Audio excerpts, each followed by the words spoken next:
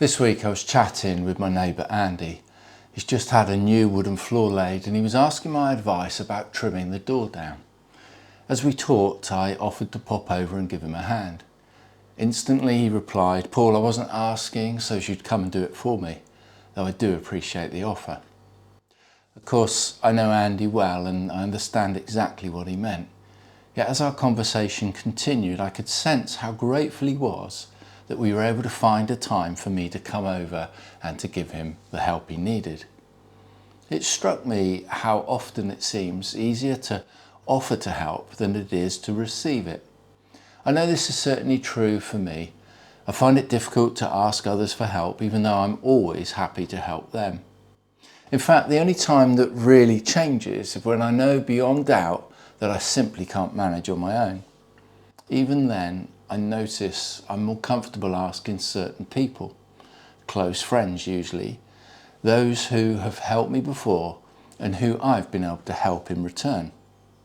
So why is that? Why is it so hard to ask for help? Is it pride perhaps, believing I should be able to cope on my own? Or is it a reluctance to admit weakness or limitation? Or perhaps it's the desire not to inconvenience others. Maybe these are also the reasons I'm quick to help, because there are many practical things I know I can do, skills I've learned and practiced over time. Looking back over my life, there have certainly been moments when I needed others and I could not have coped without their support. Often these were times when the pressures of life affected my mental health and the care and the persistence of others gave me renewed strength. Perhaps that's the key. We tend to need help most in the areas where we are weakest.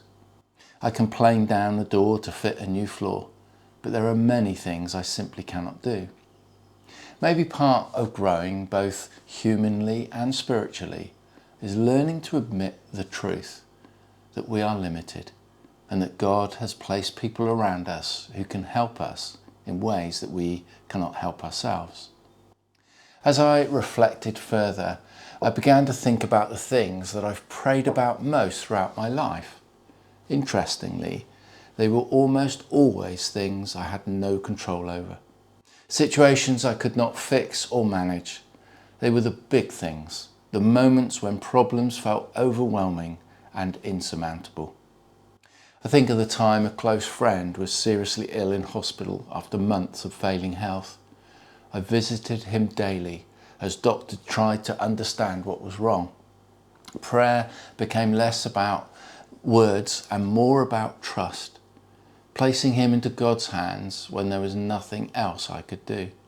Thankfully, through the skill and the perseverance of the medical team, the problem was identified and after treatment he made a full recovery. Or maybe the time when I was made redundant and I faced the frightening question of how I would provide for my family.